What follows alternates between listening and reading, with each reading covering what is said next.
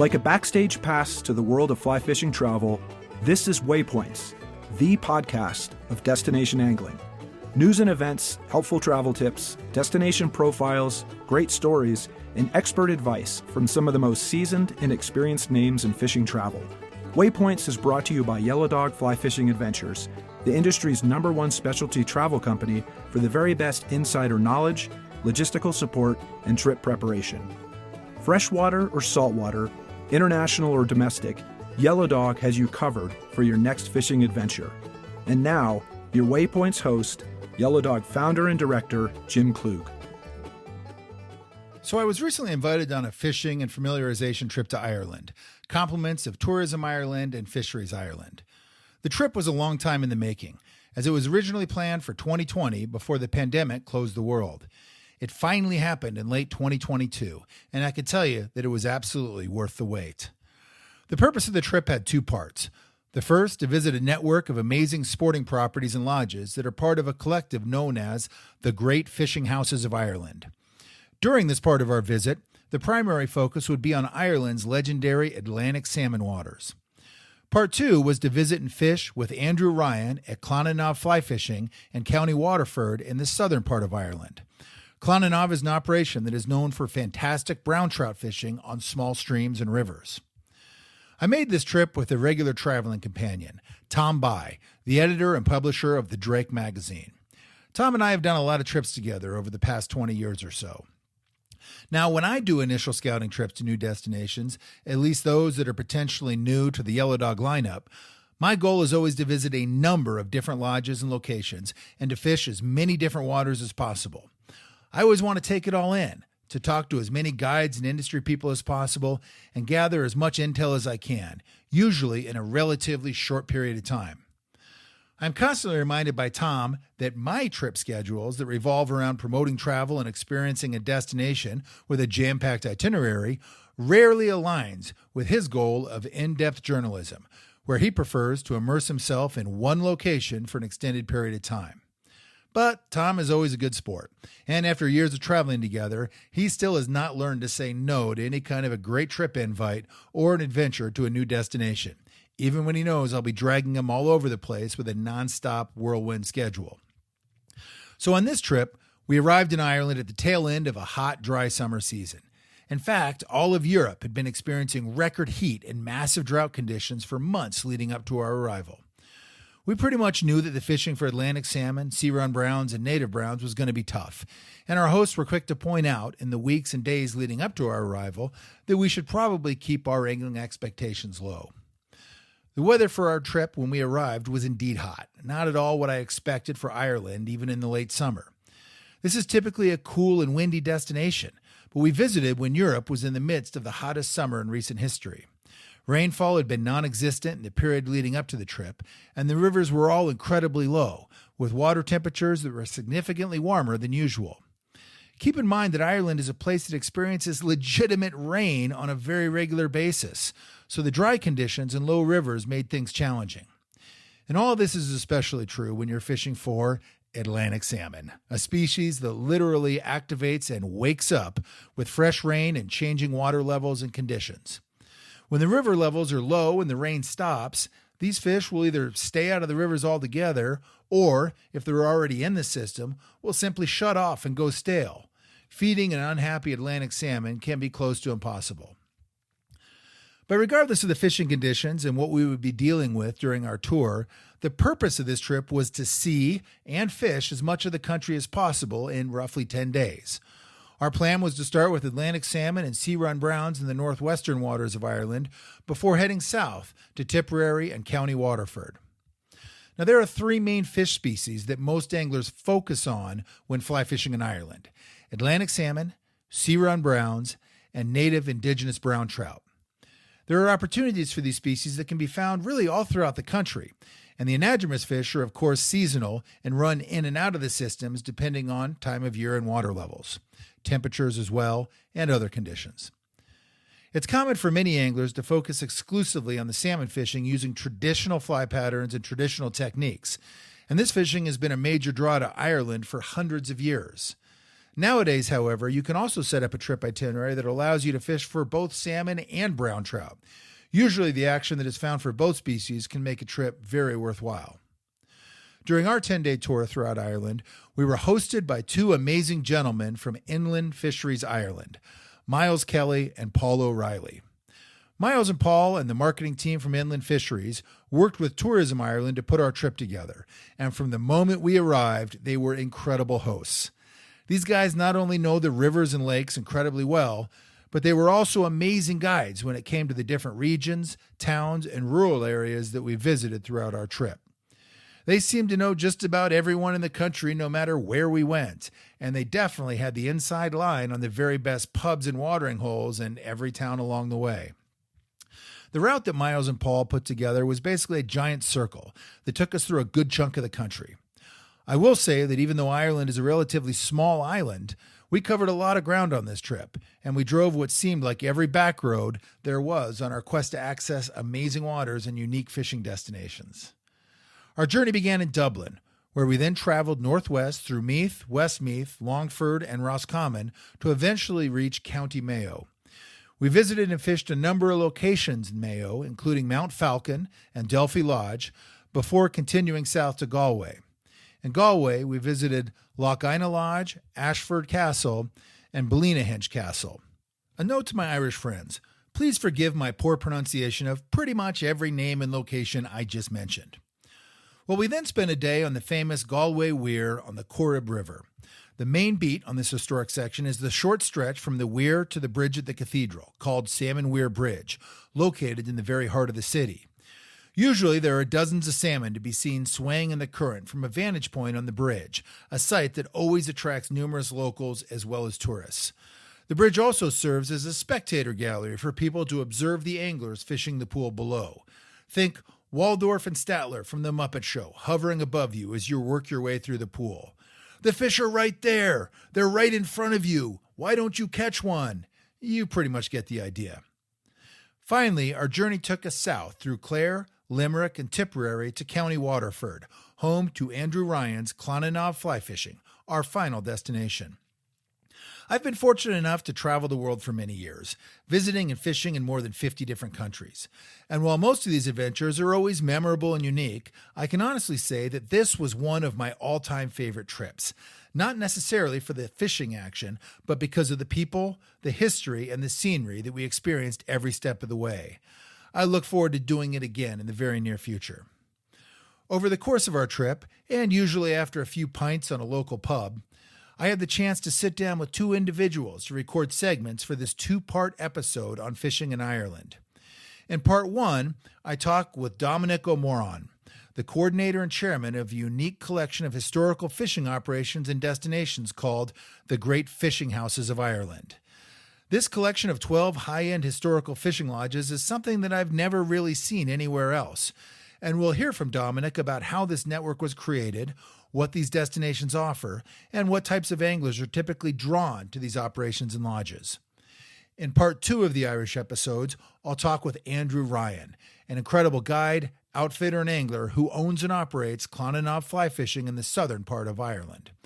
Andrew has built a business, fly shop, and outfitting company that could easily compete anywhere in the western U.S., with top guides and a program that delivers exceptional fishing for wild brown trout as well as Atlantic salmon. We'll be right back with episode 1 and our talk with Dominic O'Moran of the Great Fishing Houses of Ireland. This is Jim Klug of Yellow Dog Fly Fishing and host of the Waypoints podcast.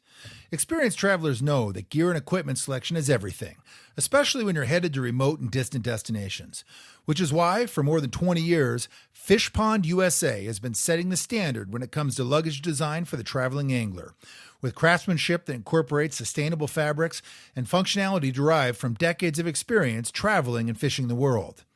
From Fish Pond's submersible waterproof duffels to technical carry-on bags to beautifully designed lifestyle luggage, the bags and packs that carry our gear can make a very real difference in how our long days on the water and our nights in far-off places are remembered. When you take the road less traveled, make sure you're traveling with the very best luggage and accessories. Visit fishpondusa.com to learn more.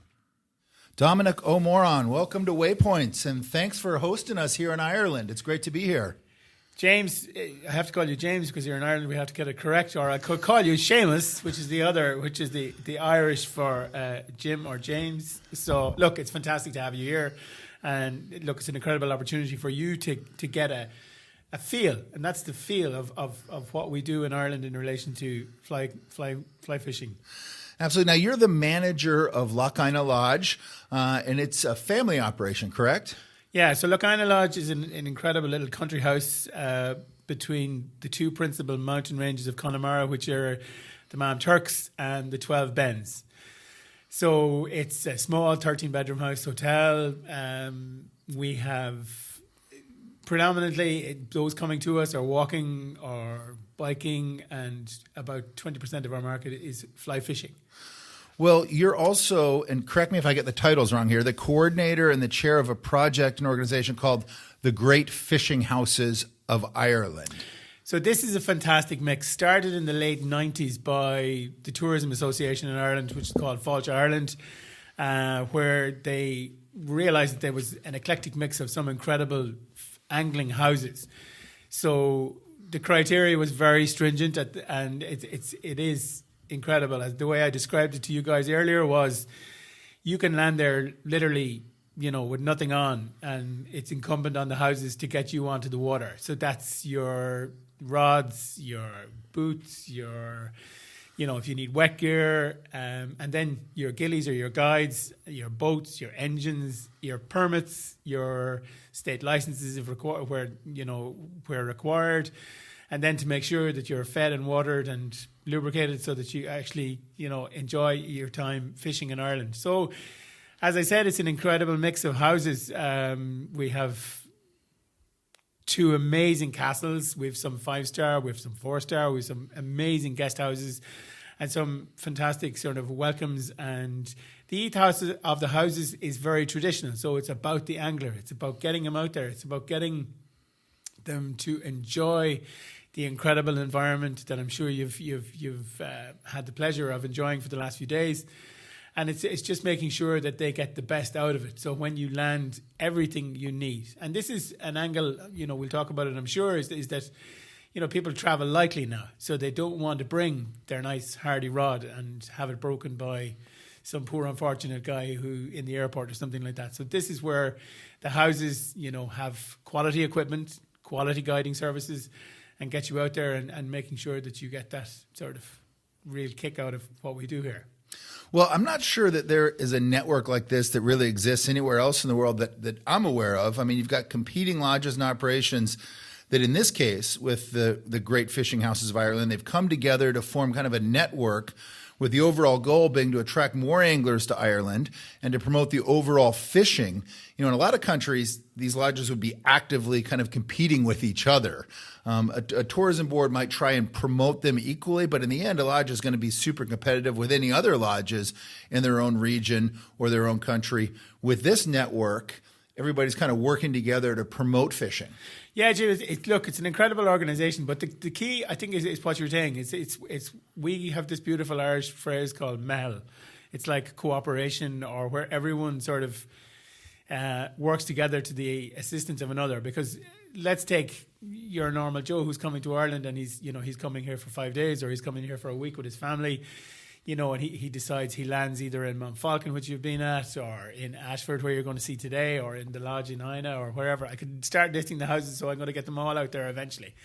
But, he decides, hey, why can't I take a day? I've been lumming around, I've been sightseeing and enjoying and making sure that everyone gets their fries on time and gets everything like that.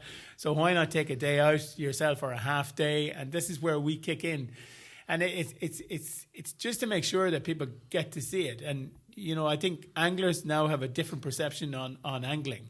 So it's not necessarily about catching fish. It's about, that body of water that you're standing in or floating on or something like that. So I think that's where the houses now are working about. A lot of us have sunrise fishing or twilight fishing, where people can take that hour and a half or 2 hours and get out there on the water and do something that they did maybe that they haven't done in a couple of decades or something like that, and just get them back in there. The avid angler then is a different kettle of fish in that he wants to, he has a bucket list. He wants to get on Loch Corrib. He wants to get on Loch Mask. He wants to get out onto, see the Derryclare Butts where everyone has talked about these amazing fishing, pools or areas and everything like that. So that's where, the houses try and sort of facilitate. And I think that's the key. It's to facilitate in a welcoming way, get them out there. The other ethos of the houses is the environment that they're in. It's all about local produce. It's all about how they cook that local produce. Get people to sort of enjoy, be it walk or cycle or hike or whatever, but just to make sure that they get a taste of the area. Be it the Irish language. Some of the houses are quite close to Irish-speaking regions, so it's wonderful that they get that culture and see the ethos of the house. A lot of the guides then are locals, and then you have an amazing diverse group of guides who have actually moved into the area, and that's there's a fantastic reach there in getting these people to sort of dispel a lot of the myths and whatever about Ireland, but also develop their own myths. Well, as it stands right now, the Great Fishing Houses of Ireland, there's 12 locations in the lineup. And you've got, as you were saying, you've got large manors, you've got castles, you've got these sporting houses. Who came up with the idea of this network, and when did it all kind of officially start? So the concept originally was one of Fáilte Ireland, where they saw that there was a niche market there to get people fly fishing or to come to Ireland. And then, so it's a collaborative marketing effect. And then the houses kicked in, and that's the key, and that the houses took ownership of it themselves. And then we are extremely lucky in that we work very closely with Inland Fisheries Ireland. I'm sure you've met the guys on many shows in the US and everything like that. And one of their key attributes is the promotion of angling in Ireland. So we would work very closely with them if they're doing an international show, say New Jersey or some of the big shows in the US. We get the opportunity of sending a representative to those houses. And I'm sure you've met some of our legendary representatives from time to time. But the key is this collaboration between the Inland Fisheries, who are the principal agency for angling in Ireland, and then you have the tourism networks, who would be Fáilte Ireland on the ground in country, and then Tourism Ireland, who do an amazing job in North America and all over the world, representing Ireland as an island. So that's one of the things. So then we, where we can, facilitate them with bodies on the ground and get people out there and talk about what we do. Now, are most of the homes or lodges or operations, are they locally owned? Are they family owned? There's some serious history with these places. Yeah, the 12 of them are all independently owned. So they're independent operations. This is a collaborative effect. We have some criteria that they all meet, like that they're part of the state. They're registered with Fáilte Ireland, which would be the state tourism body, that they have facilities, angling facilities, all of that. And then the food aspect is something else, that they all do an evening meal, they all do bed and breakfast and everything like that. The aspect that it's a bit loose is great, because what you have is you've got some houses who are river orientated, you have some houses who are lake orientated, and then you have a mix of both.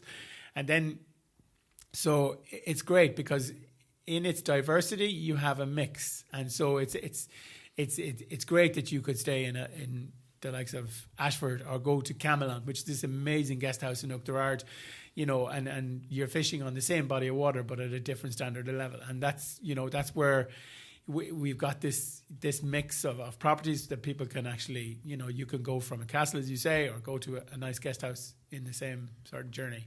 Well, in my experience so far is that when you visit these locations and you stay there, the fishing is kind of, for instance, why I'm here and why I think a lot of people would come and do this, but it's about so much more than the fishing. I mean, you've got the history, the accommodations, amenities are fantastic, the food, the service, but all of these are fairly kind of old operations, and there is a ton of history there. I mean, most of them were built back in the 1800s for kind of fishing and hunting purposes by a wealthy landowner. They're kind of these traditional sporting lodges that now, fast forward to today, have become these guest houses or hotels, but the history of these places is amazing.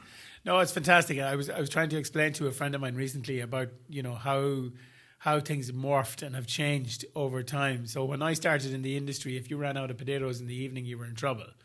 Then if you ran out of hot water, it became hot water. And then if you ran out of hot water, then you were in serious doo-doo. And then now it's Wi-Fi. You know, if you don't have Wi-Fi, or if Wi-Fi go down, everyone has a conniption or whatever. So it's everything has changed. But all of the houses now never run out of potatoes, never run out of hot water, and the Wi-Fi is, as you see or as you've heard, is quite good. So they're morphing as people need them to morph, which is great. But as you go in, and one of the beauties of staying in one of these country houses like Screeb or Renville or one of these places is when anglers are in, there's a different energy. And I'm not talking about energy at, 11 o'clock in the bar at night.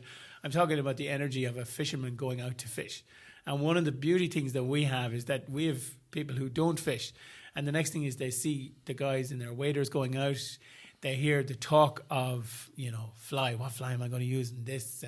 And this dulcet tones of, we all know anglers, that they get really precious about what they're fishing with and everything like that. So then when they start describing how they're going to fish and what they're fishing with and the flies they're using and everything like that, and people get really caught up in it and they think it's fantastic. So we actually have people who buy traditional, hand-tied flies to bring home and to put somewhere and say, oh, I did this in Ireland.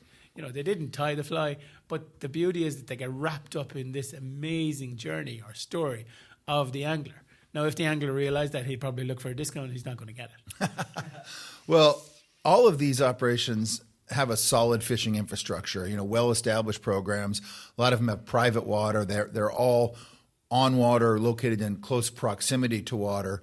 But the one thing that I'm really blown away by is the gillies over here. Now, for our listeners that aren't familiar with that term, that's a professional guide. But the gillies with most of these operations are not only excellent anglers, that this is their profession, but they're just absolute characters. I mean, you've got some fantastic people that you get to spend a day with on the river or out on a boat, and they're just the best of the best. Yeah, we've quite a few good ones, and in fairness, through the whole network of properties, it's the same. I think some of them think that they're actually shrinks. I think you call them shrinks or psychiatrists. That they think that they're going to solve your problems, and some of them actually, it's amazing when you talk to them afterwards, and they huddle in groups. If there's 3 or 4 of them, they huddle in groups. They discuss what's happening, what's working, and everything like that. But the one I love is when they're talking about their clients, and it's not disrespectful. It's they're, what am I going to do here? And if the client has an issue with maybe they cast left-handed, or if they cast right-handed, or if there's some awkwardness in the boat or something like that, they work out a strategy between themselves. But what I love about it is the way they work out that strategy. They don't do it in a sort of a dismissive way or a, what are you doing, you gobshite, you need to do it this way. It's very much sort of motivational and everything like that. And these guys are doing this for decades. A lot of our guides are really, really well done. And they have, what I have is the way they work is in a cohesive way and everything like that. And they want, look, the key very simply is that they're working for the person they're working with on the day. And they want that person to go away and say, Jesus, I did something that, was phenomenal today. I did something that there's no guarantee I'm ever going to do something like this again. And that's the key. Whereas when they're on and they're with a proficient angler who really is expecting something, that really, they put all the energy into that. But they work for both the beginner, the intermediate, and the proficient. And that's what I really love about those guys, is that they really get that, and they get it very, very quickly, and that they have ways of judging your ability. They get you to cast on the lawn, or they get you to cast on the water, and that's the key. And then they work with you accordingly, and they have their wonderful days. Well, one of the things, this is very much kind of an ideal trip idea for couples, for families, where angling is going to be a part of the trip, but it's not necessarily the only thing that matters. So, yeah, you get your hardcore anglers that'll come over, but it's also ideal for people that want to string 2 or 3 or 4 of these amazing, oftentimes rural locations together, create a unique, customized itinerary where fishing is a big part of it or just a little part of it, but great for couples and families and for non-anglers. Okay, so the key of the locations is fantastic. Like we've 2 properties in Cork. We've Ballyvolane and Longville House, which are amazing properties. And then there is a condensing of houses in Connemara. There's quite a few in Connemara. So you have Camelon and Uachtarard, you have Lochina, you have Screeb, you have Renville House, you have Delphi, which is on the border of Connemara and Mayo, and you have Camelon and Uachtarard on the Corb, and then north of us, then you have Mount Falcon. So the houses are quite close to each other. So if someone wants sort of different body types of water to angle, then there's an opportunity there. And that there's houses with river and there's houses with on locks. So what we say there is have a look at the houses, have a look at the website. The website, in fairness, is designed by a lovely North American woman called Brittany Lacoste, who's done amazing work for us. And so the website is irelandflyfishing.com. Have a look at that. Have a look at the locations of the houses. The other thing that we're finding, and this is, I suppose, how angling is morphing in Ireland, is that people don't necessarily come to fish for a week in Ireland anymore. So what they do is that they want to take this opportunity of maybe fishing a day or something like that and take a day out for themselves. So what we say there is that most of the houses have a facility or there's an urban centre around them, so that if one partner isn't angling and the other partner is, that there's something for that person to do other than sit and look out the window and say, wonder when this person is ever going to come back or whatever. So that's something that the houses like to help people with, so that they would organise walking opportunities, cycling opportunities, even that ugly thing of shopping opportunities. So, there's opportunities there that we would facilitate people and help them with. What we're finding is that, the key is that, people come primarily maybe to golf in Ireland, but that there is an opportunity there to twilight golf or to twilight night fish or to sunlight fish. And that's something that some of the houses I know are zoning in on or working on. I know you talked to Alan in Mount Falcon. I think that's something that they're looking at doing and working on. And I think that opportunity is great because it's wonderful for us, even in the likes of Lochina, where someone wants to just go down to the river for an hour, we'd facilitate that. And I think that's the key, is that, it's all about maybe giving them that opportunity of touching, something that they did before or even something that they're looking at doing in the future. Yeah, I was talking with Alan Maloney, who's the owner of Mount Falcon, a few days ago, and he was talking about how so many golfers come over, because it's obviously a huge golf destination, but then they arrive and they find out that the fishing here is great. And as such, it's a pretty cool destination to be able to do both and do a combination trip where you mix up that golf and the fishing. It's also, we're talking about this network of the great fishing houses. They're located in areas that oftentimes aren't on the highly touristed paths, meaning you're going to see and experience a part of Ireland that you otherwise wouldn't do if you, say, just went to Dublin for a few days or went to see the big sites and then got on a tour bus or a plane and went somewhere else. I mean, you're kind of getting to see the real Ireland in a lot of these places. Yeah, true. All the houses are what's called by the Tourism Board, Fáilte Ireland, the Wild Atlantic Way, which is this amazing road, this amazing sort of route that starts in Donegal, which is in the northwest of the country, and goes all the way down the western seaboard and finishes up. Actually, Ballyvalan and Longville and Mallow are on the boundaries, which is really cool. So it means that so we work very closely with the Tourism Board. And one of the keys of the Wild Atlantic Way is exactly as you say, it's this off-road. So it's what they call dwell and linger time. So you're not necessarily going at the same route that everyone else is going. And of course, you can if you wish. You can follow the 500,000 people that visit maybe Kylemore Abbey, which is an amazing property 10 minutes away from us, or the 250,000 that walk the top of Diamond in the National Park in Connemara. But maybe you can go into areas like the Delphi Valley, which isn't, major footfall, but and this is the key, is that you get the taste for those smaller houses, where they're built, the locations, the environment. And again, as we said earlier, it's all about what's produced and what's developed in those areas. Well, back to the fishing aspect, because I know a lot of our listeners want to know a little bit more about this. What has traditionally been the angling draw for the majority of these fishing programs, the offerings that these houses have and their fisheries? Has it primarily been, Ireland's famous Atlantic salmon, sea trout, brown trout? What are the factors and what are the draws for your more focused angler?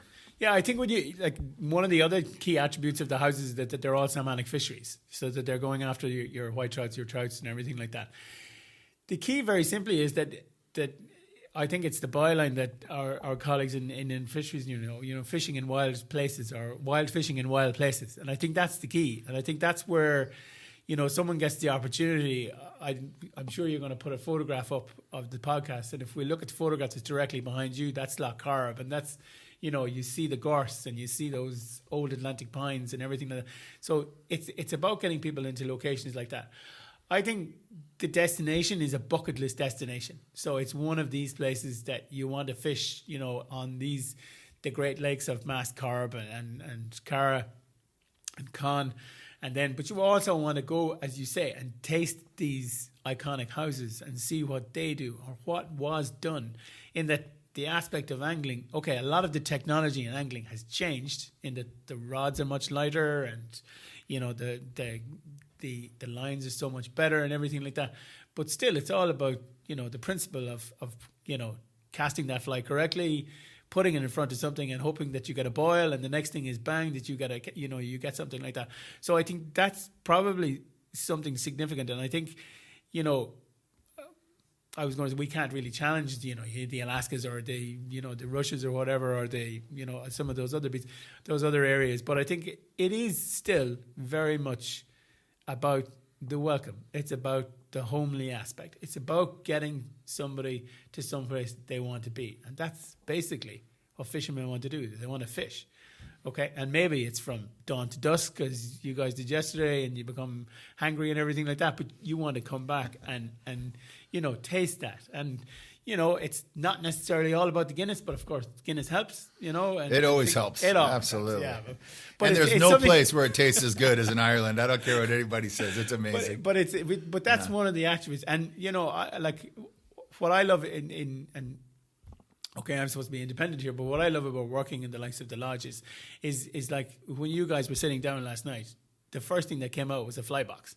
And you were going through the fly box and you were leafing through the fly box, and Jesus Christ, look at how small that fly is. And it's going to try and get, and that's the key. And it's all about that time that you spent.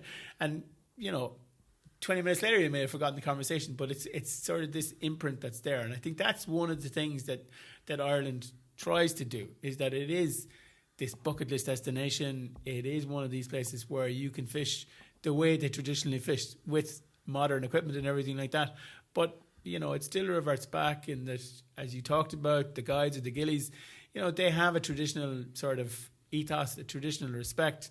And, that's one of the things I think that the houses try and develop. And, one of the things that we do as an umbrella is that they follow the criteria. That, as we said at the start, someone lands in, he has nothing, he can still fish. And that's one of the keys.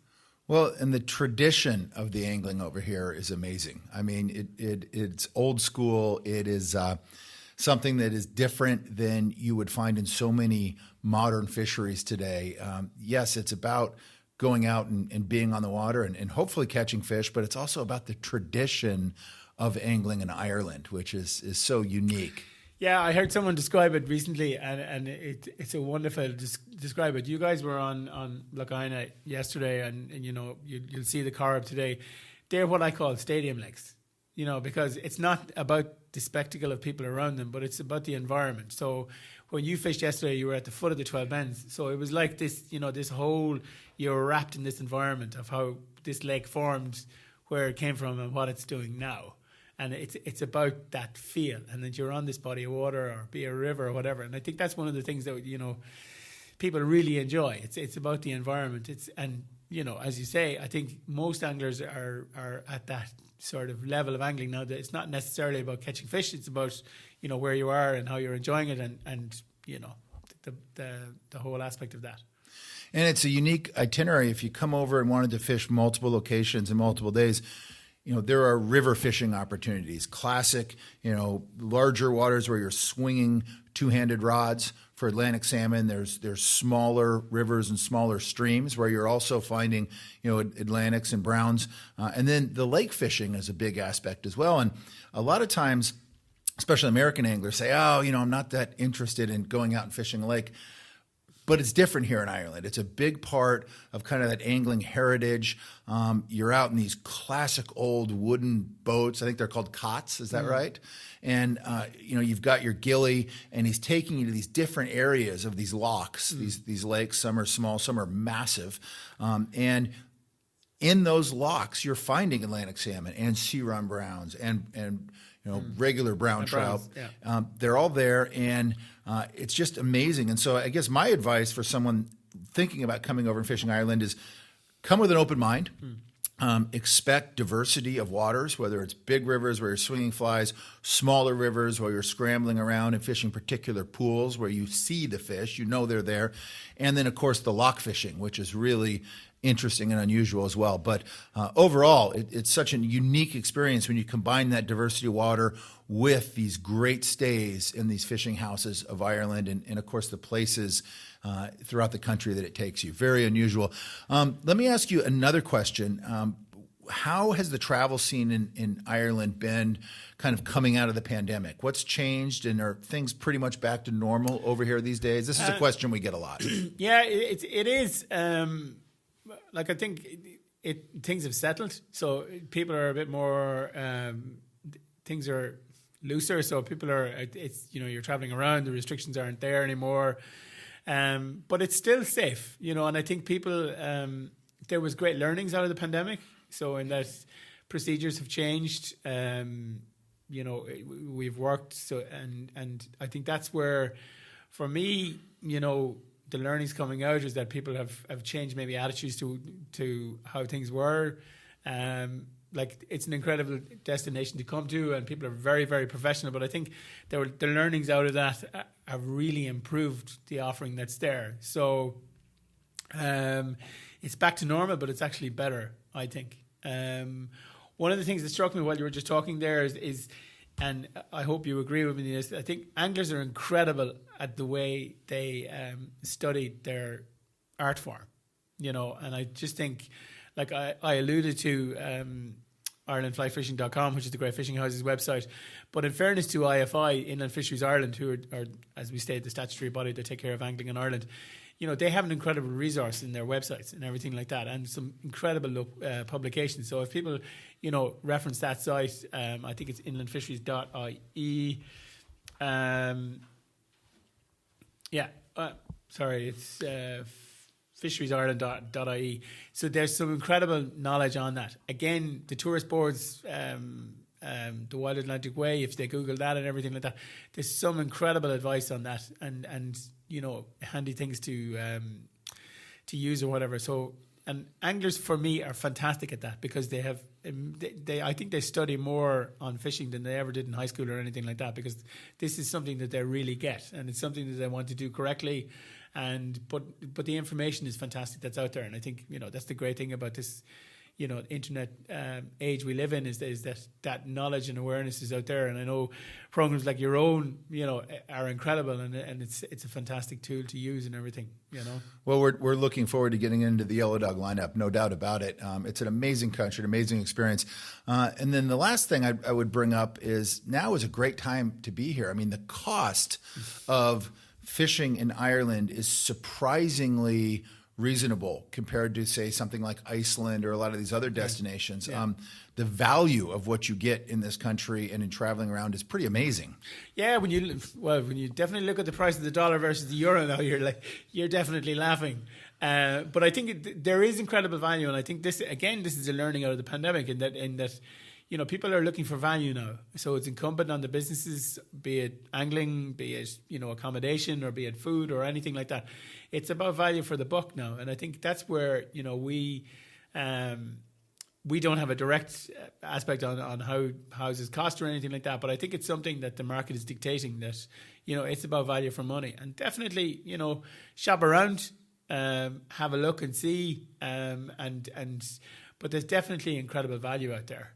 The other thing that we talked about last night, Jim, was access. And I think that's one of the key areas that North Americans really are blessed with, is that the access into the island is phenomenal. A lot of it is into the East Coast. There's some of it into, which is Dublin Airport. A lot of it is into Shannon, which is great for us in the West Coast, and it's a smaller airport, and it's a bit easier to get out of and get into and get back out of. So I think that's one of the things, but the access is phenomenal, and I have to compliment our colleagues in Tourism Ireland who did an incredible job in relation to getting that access and getting people onto the island. And I think that's, that's something that, people can do. Shop around though, buy before it hits the proverbial fan. So, but there is incredible value out there, and the access is there. The other thing is just if I know you're an incredible resource, but if anyone needs information or anything like that, don't hesitate to use the website or anything like that, or contact any of the houses directly. The houses are brilliant in that they love information, and to get that awareness out there. And that great Fishing Houses of Ireland website is phenomenal. It's got a breakdown of every location. And I think one of the neatest potential itineraries is stringing several of these together and experiencing, the fishing culture and heritage and history of Ireland combined with these amazing properties and locations. Super unique. No, it's true. And okay, as we said at the start, top, it's a different quality in each house, and it's a different variant in each house, and it's all about the welcome, and it's all about making sure that they enjoy it and whatever. But it's a different feel in each house, and I think that's where we're blessed, and we work very closely together and making sure that people get out there. Again, the website, I have to reference her again, Brittany Lacoste. She did an amazing job for us, and it's lovely. But as we said again when we were talking about it, look, the images they speak for themselves, and I suppose that's one of the brilliant things about angling or fly fishing is that the locations are usually phenomenal. So, if you can just point and shoot and you've got a lovely photograph, and that's one of the keys. Well, fish live in beautiful places. We talk about that all the time on this program, and Ireland is no exception. True. Well, Dominic O'Moran, thank you so much. The Great Fishing Houses of Ireland. It's very kind of you to sit down and talk with our listeners. And thanks again for hosting us here in Ireland. So again, I have to call you Seamus now because that's Irish for James. So thank you very much. And look, it's incredible to have you here, and I know our colleagues who are partnering with us on the trip, Inland Fisheries and Tourism Ireland and Fáilte Ireland, are delighted to have you here. And again, if we can help in any way, we're here to help. Thanks a million. I have to say Gormahagat, which is thank you in Irish. So cool. This has been another episode of Waypoints, the podcast of fly fishing travel and adventure angling. Waypoints is produced by Brian Gregson, with music provided by the Steep Canyon Rangers. Visit yellowdogflyfishing.com for more destination profiles, travel news, and expert advice, and be sure to join us for our next episode.